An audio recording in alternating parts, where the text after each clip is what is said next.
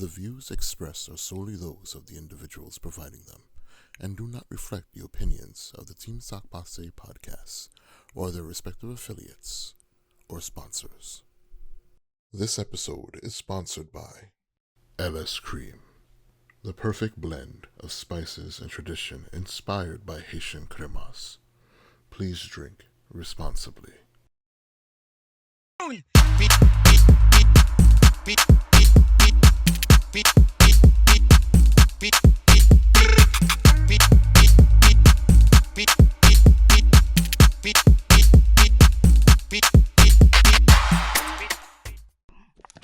we got some questions for you guys.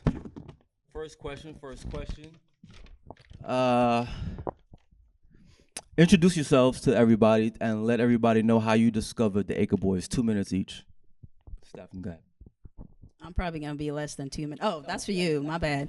You said, introduce ourselves. So my name is Stephanie, originally from Houston, Texas, but I've been living out in Brooklyn, New York. Yes, since 2015. And I'm a nurse currently. So I think there's another nurse in here somewhere. Hey. And I discovered the Acre Boyzz actually through Instagram, through Cheat Code. Cheat Code, I don't know if some of y'all know Cheat Code, but that's it's like trading stocks and stuff, and it's also, essentially by our people, for our people. And so through Cheat Code, I discovered Ray and Jay, Acre Boyzz, and as far as real estate, I had no experience whatsoever. I just knew, you get a job, you make some money, you buy a house. I didn't know anything about real estate, but I was interested in land because I don't have to do anything with that. And that's never a space I've never thought about land. I look at land, I don't think anything about it. But these days, I think about land. Empty space looks so different to me for so many reasons. But anyway, I met them through Cheat Code, through Instagram. So, yeah. Oh, you already have a mic. My name is Courtney Wynn. I came across Ray and Jay through the Cheat Code that she's talking about. They had an in-person event in Atlanta, Georgia, and I was a part of this group called the BWO, and the BWO, I think they invited the Acre Boyzz to speak, so I got a chance to witness what they were presenting. I felt it in my stomach that, it was a move for me at the time. I was contemplating on doing some other stuff, going down some other avenues. But once I heard the information that the Acre Boyzz had presented, it just felt right. So I think a couple weeks after that, I hopped inside the course and been rocking with them ever since. My name is Seiko Williams. How y'all feeling today? That's great. Love it.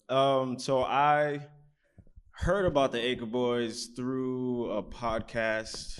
I can't remember whose it was, to be honest. I've always been big on trying to learn new things and develop new ways of making income. So I heard about them through this podcast, and then I did more research on them. I followed them on Instagram, and eventually purchased the course, and just been rocking with them since. What was the other side of the question? No, that was pretty much it. That was pretty much it. Round of applause. Got it. Round of applause. You can do better than that. A round of applause for yourselves too, man. I know there's a gentleman now. He came from Baltimore. Who's from Arkansas? Like, man. Woo, Acre Boyzz. That's what's up, man. Congratulations. Also, so here's my question. Why did you guys get into this whole flipping land? I know she spoke about it, but why? Why land? Because everyone wants to get into real estate, but land is this new up and coming, part of real estate. But why? There we go. For me, I think it was more of, I was just at a point in my life where I was about to go down one avenue. I was about to start trying to get into the dispatching. That's what I was about to do. I was about to start trying to do dispatching. Knew that wasn't my passion at all, but I was just at a point where I got to do something else other than what I'm doing. When I heard the information, like I said, I just had a gut feeling. I've never heard about them speaking about real estate the way they did, but it was something about, buying low and selling high. It just made sense to me. So like I said, I just had that feeling that this was what I needed to do. And once I made the decision, like that gut feeling in my stomach, it went away. So I knew that I had made the right decision. So that was for me, just that gut feeling of knowing, this is the space for me. Mine were similar to Stephanie's. It's always been a well-known thing that wealth, or one of the avenues of creating wealth, is through real estate. So I was considering doing the whole wholesaling and buying, flipping, and there's a bunch of different ways you can, go through real estate. But when I came across the land space, a lot of those problems or issues that could arise, just it's not there. You don't have to worry about contractors and all those other things that come across. You don't have to be a landlord if you're not supposed to be a landlord. You know what I mean? So it was an opportunity where the numbers made sense, and if the numbers make sense, then I'm in it. Let's do it. Nice. Question for all of you guys: what's the training been like in the community that's been provided by the Acre Boyzz? The training has really been excellent, and I say that to say, when I first joined the group, it was back in January of 2023, so it's been about a year and a half now, and we would have maybe 3 or 4 people in the weekly trainings, and the weekly trainings are with Ray and Jay, so you get that one-on-one, hands-on kind of thing, compared to other groups that are 100 plus or whatever, and you don't actually get that real experience and get all your questions answered. And also they had, the master course where you could really watch the videos, read everything, play by play, and then come to the weekly trainings with your questions and have everything answered. They didn't hold back any information. Everything they knew, they were very upfront and honest and just this is it. So for me, it was if I do exactly what they do, I'll be all right. Mm-hmm. And they made the information so easy to understand. And it was just a template. It's a template. You follow the template, you're going to be all right. Yep. So, yeah. I agree. So this is a question for Stephanie again. And I know a lot of people out here, they want to get into real estate, but they're just trying to balance life, period. How do you, well, I guess for everyone, how do you guys balance life? And there's Zoom calls, you have children, you have life, period. How do you guys balance that? I say, if it's something you want to do, you'll make time for it. But this is not something that's overly time consuming. Even just the course itself, you can complete the course in a week or 2 and be investing, in the following week. So this is not something that's heavily time consuming. So it is, for me, it's easy to fit inside my schedule. I have a special needs child as well. So, I feel like I work a full-time job. I have a special needs child, but I have still found time to cultivate this business. So, I think it's very doable.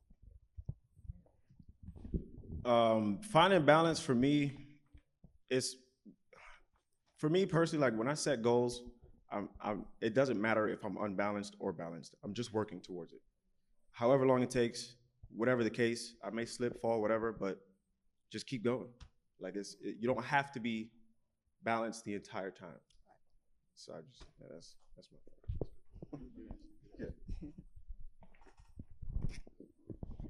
my. What states, counties did you focus on flipping land and or purchase tax deeds, and why? Well, I know where you. Okay. So we interviewed Stephanie actually on a podcast, which we're going to be releasing soon. But go ahead, tell them a little bit more. Okay, so don't do what I did, actually. Do everything else that they're about to say. But the first county I hit was Suffolk County, New York, and that was my biggest deal. That was my 100K deal. And I hit that county because, to me, the numbers looked good, right? I knew it was a busy area just a little bit, but I wanted to it was kind of like, I'm going to go all in or not kind of thing. I threw 3,000 pieces of mail out, and I was like, let me see what happens with this. So don't do that, but I think doing your research on the population you know, if it's far enough for, you know, from the main city, all of that. So doing your research first, and maybe start. I'm in New York, so I think part of it too was me wanting to start a little bit closer to home. In the case that maybe I did want to go in person and maybe see the land or something, or actually have a better understanding of what I'm dealing with. But I would say you could start with where you're at, and then go from there. And so now I'm playing more in Michigan, and Michigan came about from the auctions that they taught us. So that's another part of this training is you can do tax deeds, you can do auctions, and there are a lot of really good deals for tax deeds coming out of Michigan. So I was like, well, what if I threw some mail out in Michigan? And so I've been in Michigan for a minute because I've gotten some pretty good deals out of there. So it just depends, and I think it's, you know, different for everybody. But that's how I targeted my areas. I think the first state I targeted was North Carolina. And Ray and Jay, they kind of warned that North Carolina was a hotbed, and I did see that once I started getting some deals in. I think I had about 2 or 3 deals that came in that had some probate issues, so we didn't get to go through with them. But just continued to research, follow the steps that they had gave us out about how to find the right areas concerning, you know, days on market, what else? Sold to for sale ratios. Just following basically the template of the program, and it'll pretty much show you how to pick an area. So I finally settled down in Minnesota. Been playing there a while. Got about 3 deals in Minnesota. So now I'm just thinking of where to go next. Doing some research on where to go next. I started with tax deeds first. So that was my let me see how the whole thing works. Test the waters real quick. I bought my first 4 properties in Michigan at an auction. And since then, I've still been doing the whole tax deed investing, but now, just recently, within, say, a month and a half, 2 months ago, I sent out my first actual campaign to 2 counties, actually.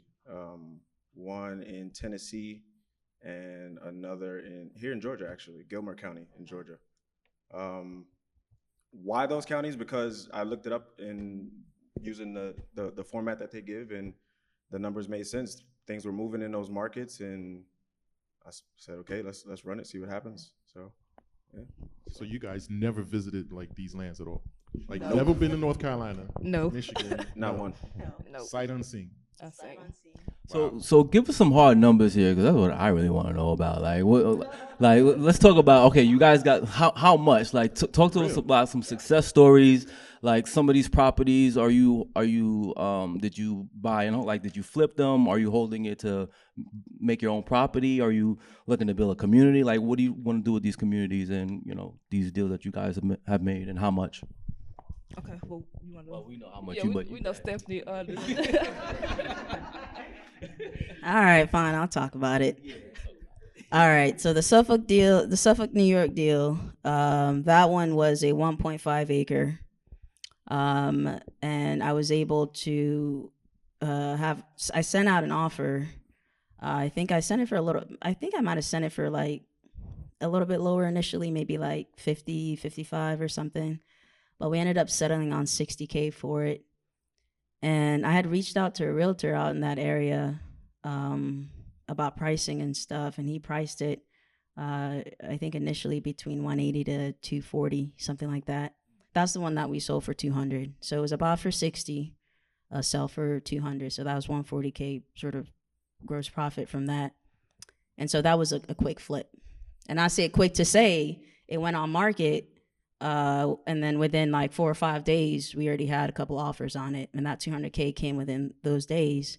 But it took some time just because of all the legalities out there. So that's another reason not to play in a hotbed county, is because you're gonna have to deal with a lot more stuff. But there are a couple of lots in Michigan that I purchased just to keep for now, and it's like 5K or smaller lots, but it's maybe a little bit more strategic as far as what they also teach is where you buy, also figure out like what's to come, right? You don't want to get to a place too hot, but if it's something you want to hold on to, you want to get in an area that you can foresee growing and developing in future. So that's like a little bit of a plan for me with some of the smaller lots. So I do both. I'll do the wholesale flipping from direct to owner. I'll do some auction lots, and I'll keep, little parcels here and there. Acre Boyzz, did she send you like a thank you cat, like a check? No? And, and this was. I got y'all. You said 10 and a half and 11, right? Okay. It's still in the works. Just so you know how special it is. All right? Because, good things take a minute sometimes. You didn't have these initial funds, right? Oh, no. So, no, I did not have $60,000 just sitting there. And what happened was I reached out to them and I said, hey, I have this deal. I think it's a great deal.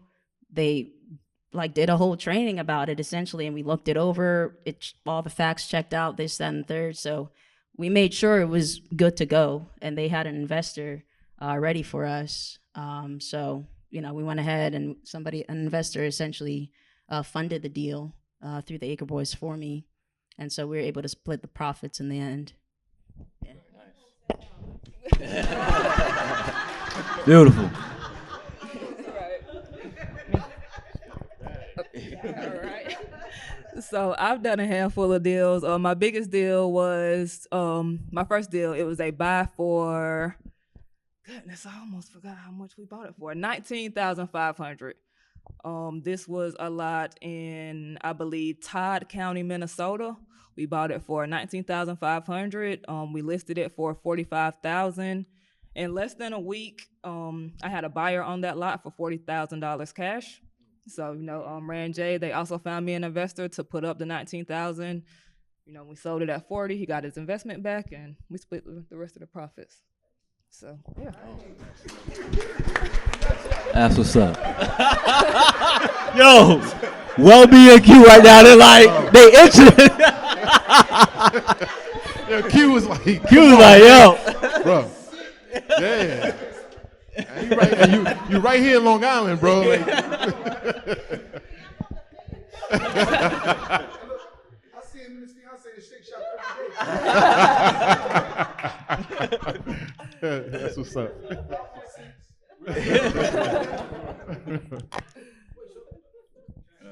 Oh, well, we got a question, of course.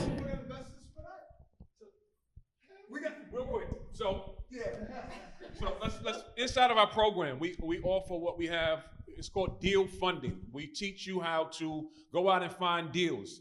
You don't have to have money to buy the deals. Once you locate the deals, that's why it's important to get the education first, because once you become a professional deal funder, as you see in this room alone, there's people that's willing to put their money up behind you. There's going to be more money than there's actually deals all the time. But you have to get the education so you will know what to bring to the table. If you don't have anything to bring to the table, you can't get no money, you can't eat.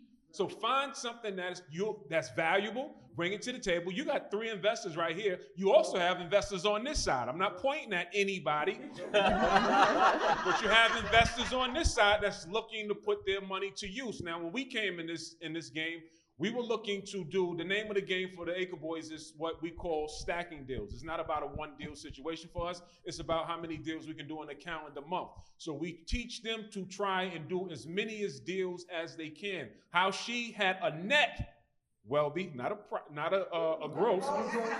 How she had a net of 100,000 is because she had 3 deals closed in 1 month. Not one, she had 3 deals closed in 1 month.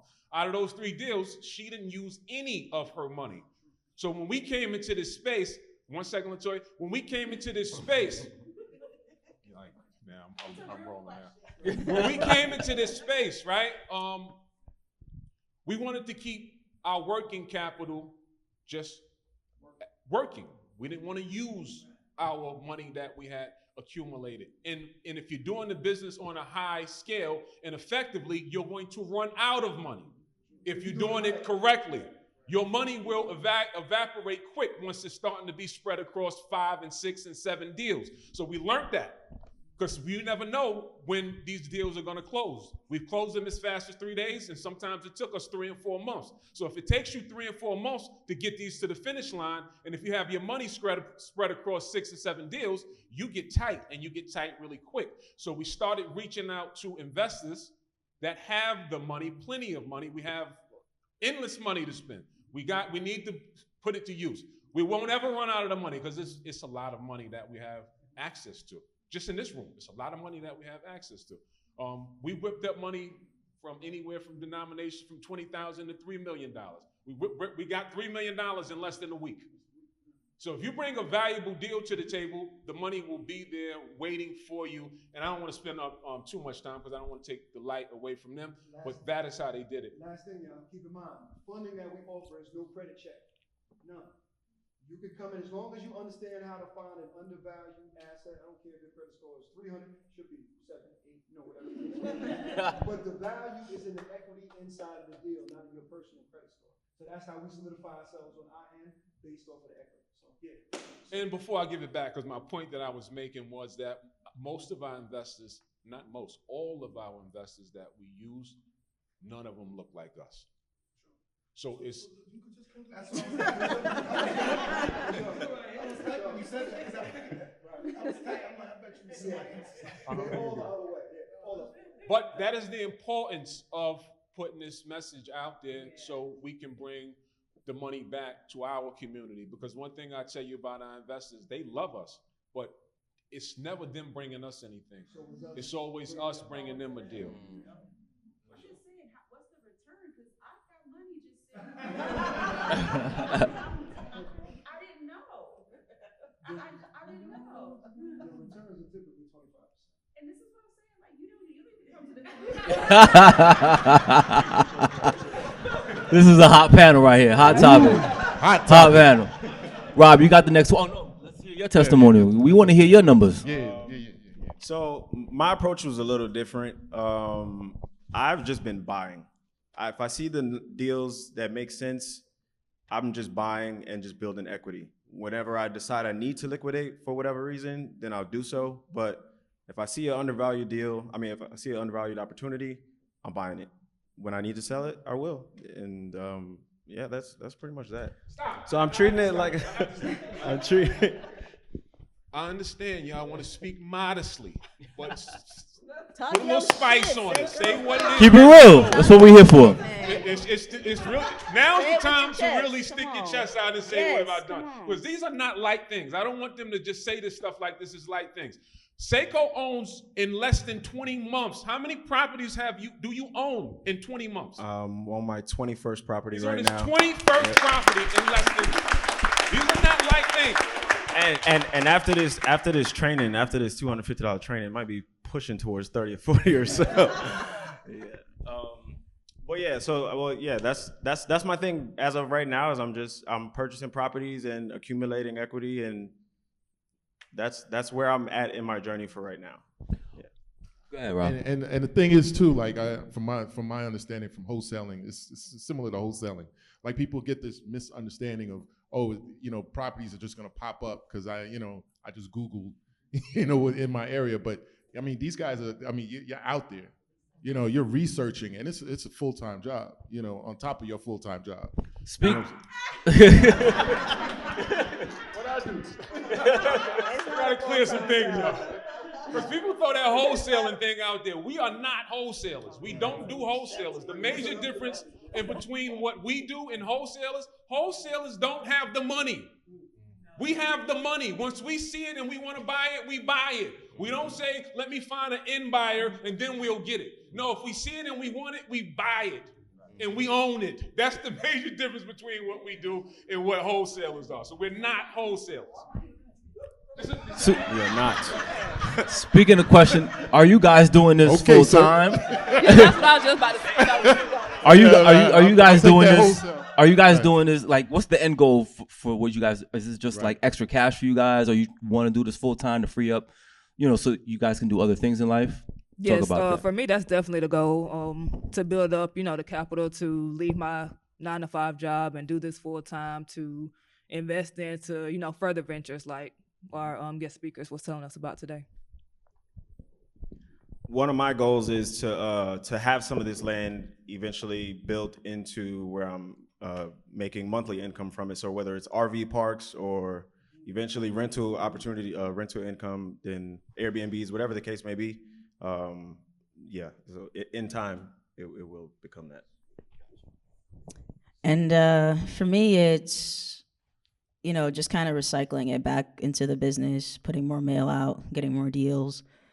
But also, eventually, I want to just have my own kind of like commune to some extent. And now that I know how to find the land, it's just a matter of where I want to be in the future. So it's almost like, I guess it's a long-term retirement plan, but I'm going to start now so that, equity is another part of this for me as well. So eventually I'm also going to purchase my own properties, more of them, and hold on to them for that reason.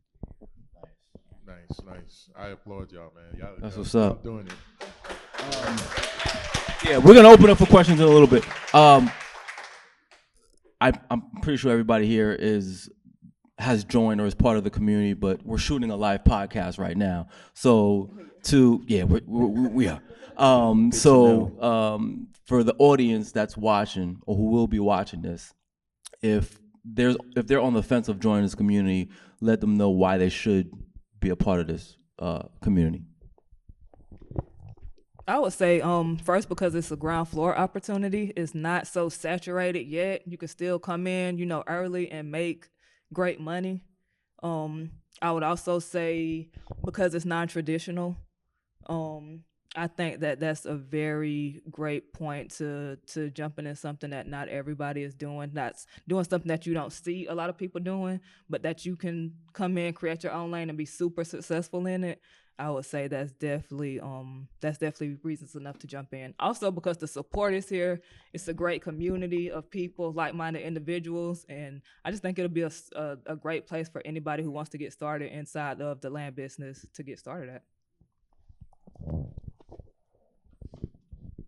And to your point there, Court, I think it's also really important that we emphasize community, and I think that was, one of the biggest reasons why I joined this, because there's other real estate you can, figure out how to do this and the third from other groups. But for me, it was really important that we put money back into community for us, because there's like Ray said, 1%, 2%, 3% of us that is represented in the land space. And I want to see those numbers grow. And so within our community too, I think like-minded people, we also have people within the community that will invest in deals with you, and that's bringing the money right back to us. And we have the investors club too, where within Land and Legacy, some of us, we chipped in to do deals together as a group. So you get that one-on-one training, you get the weekly trainings, you get that real kind of personal experience, and it's not just you a single dot out of a whole sea of people. But now is the best time to join, because like I said, when I first started, it was like 2 to 3 of us in the Zoom calls with Ray and Jay, me, Court, and like 2 other people, for real. And now it's like 30, sometimes 40 people in the Zoom calls. So it's only gonna get bigger. The land space is only gonna grow. And I think if you're gonna do it sooner rather than later, because later is too late, I don't know. But yeah, there's no reason. You hear the numbers, this is possible. I'm just a regular person. Everybody's special, but y'all know what I mean. And I just took the information and I applied it. And here I am today, sitting before you, telling you about how I made $100,000 last month. And I can prove all of that to you. So if I'm not proof enough, if Court, if Seiko, if we're not proof enough, we don't know what else is going to help you with that. But we're here to say, these guys did it. They've been doing it for 8 years. It made sense to me. You buy low, sell high. I understand that concept. And I just put the education and the information to work. And here I am today. I didn't know I was going to be here a year and a half later. I really did not know. I thought to myself, I'll be lucky if I make like 5K, 10K, 100. I never thought in my life. But here I am actually like speaking on it, so that's all I can say. Seiko, how about yourself? I'd say if you are on the fence about joining or just curious about the space as a whole, speaking from my past experience, a year ago today, I owned 0 properties. I knew nothing about the land space at all. And like I said, I now own over 20 properties. But one of the biggest things for me personally was I want to buy my mom a house, right? That's like kind of, I guess, everybody a universal goal. And this year, my mom's birthday was April 12th. I bought my mom a piece of land. And yeah, so first step, yeah. But that was because of the education that I got from this course, and it was because of the mentorship that I received from these guys. So yeah, just, if you're curious about the space, like, this is a great place to take advantage of that. Yeah. Do we have time for a couple questions, Ray J? Yes, all right, questions? Yes, sir. How do you guys maintain the properties as far as like tax and things like that y'all just accumulating all of these properties like regular people? How do y'all pay taxes and everything on all these properties that y'all? They don't hold long enough. Yeah, that's. So me personally, you're in touch with the county. You just pay the taxes. It's not really a complicated thing. And with land, the taxes aren't that much. It's a couple of $100 maybe. For the years. It's not a big thing. But, yeah. You probably spent more eating out than.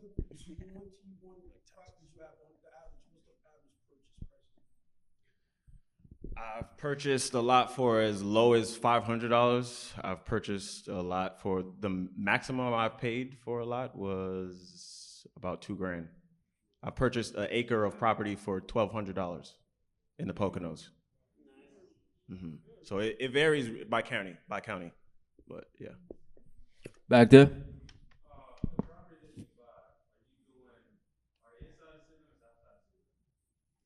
Inside the what was that?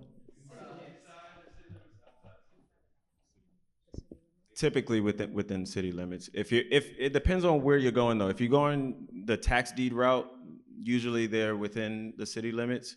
If you're going direct to owner, then they could range anywhere outside.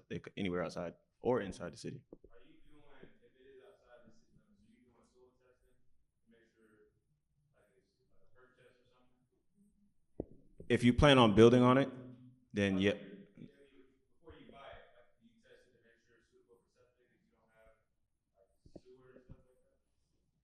No, you don't typically do it. You have the option to. You can contact the county and see what information you can pull from them. But a perk test, I typically don't do a perk test before purchasing a property. No. Let me help. Gentleman, right? Let me be exact. I can put accurate information now. Perk test, as it pertains to perk test, it depends on the county that you're playing in.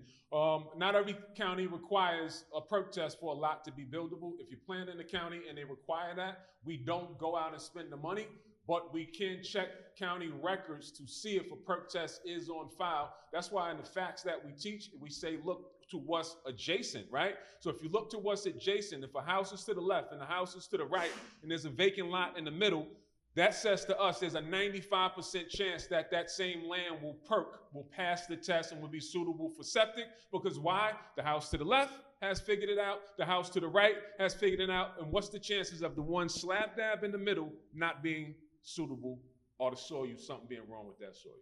So that's why the facts are important. A perk test is when you percolation. Test the soil to make sure it's suitable for a septic system. Gentleman right here in the green. Right here.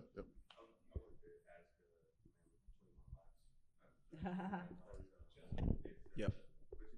Seiko. Pleasure.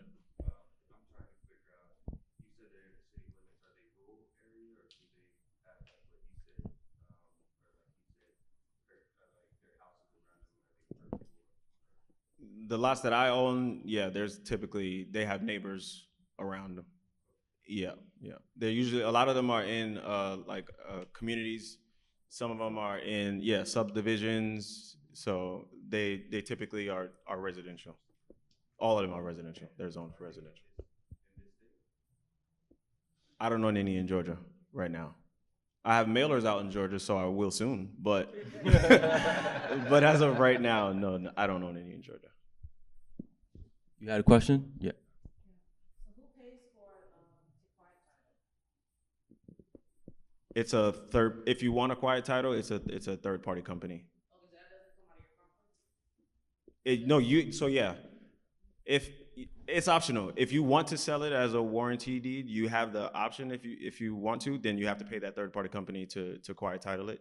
But you can sell it as a quick claim deed as you receive it. I have a question. What was like one of the most difficult land you ever purchased?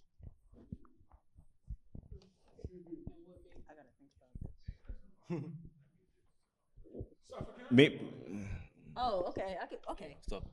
Okay, so Suffolk County was difficult because there was a lot of paperwork, there was a lot of legality stuff we had to, just hoops you have to jump through that other states you don't necessarily have to jump through. That's why I'm advising if you start out, don't start out in a county like that. Don't play in a county like that. Definitely do your research and be comfortable where you're gonna play at, right? So I was willing to hang on as long as possible because, I mean, you hear the numbers. So to me, that was worth that wait, worth however long it would take. We still hit bumps in the road that we weren't expecting, but I mean, they were there along the way, all the way through. So I think for me, as far as difficulty with that process, it was just all the waiting that I had to do and all the paperwork and the back and forths that it had to take to get it closed out. But, it was good from start to finish. It was just the process of it.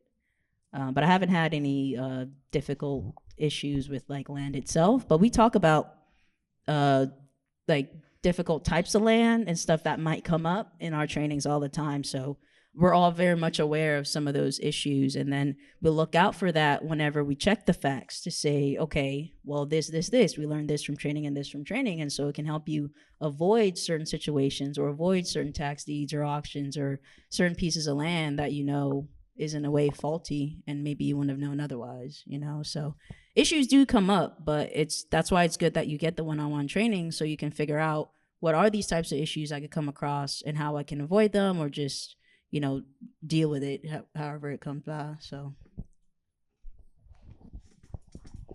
I haven't had any difficulties, honestly. Personally, like, you got almost 30 properties. Yeah, it's not really complicated. I think maybe one of the only issues I might have ran into, that probate stuff. A lady wanting to agree to sell, but when you go to do the research and stuff, her name wasn't on the deed. Her husband died, he didn't leave it in a will, that kind of stuff. So that's about the most difficult thing I've run into, issues like that. One last question over here. Yeah, the trainings and discussion video calls that you guys have, what times are they? Are they convenient? Are they recorded? They're at 7 p.m. Eastern on Wednesdays, and yes, they're recorded. Nice. And we also have a mindset class on Tuesdays that Jay does. He'll come in and we go over mindset. On Sundays, I host an accountability call as well. Nice. Well, this segment has definitely been informational. We appreciate you guys for sharing your stories with us. We're going to be releasing this. We're shooting the podcast, but we're going to be releasing this podcast within our community that we just recently launched. Q doesn't know, but he's going to be in our community. Welby doesn't know, but he's going to be in our community too that we just launched. Latoya doesn't know, but she's going to be in our community too. If you guys want to know more information about our community, we're an entrepreneurship podcast. You could check us out. Just text us at 646-983-9254 to get more information. The name of the community is called Access to Action. And the name of the podcast is Team Sock Passe Podcast. You could also find us on YouTube, Team Sock Passe. All right. Thanks again, guys. Oh, there you go. There's the number, 646-983-9254. Link up with us, all right? Yes. Round of applause. Round of applause, man. Appreciate y'all. Thank you. Thank you. All right.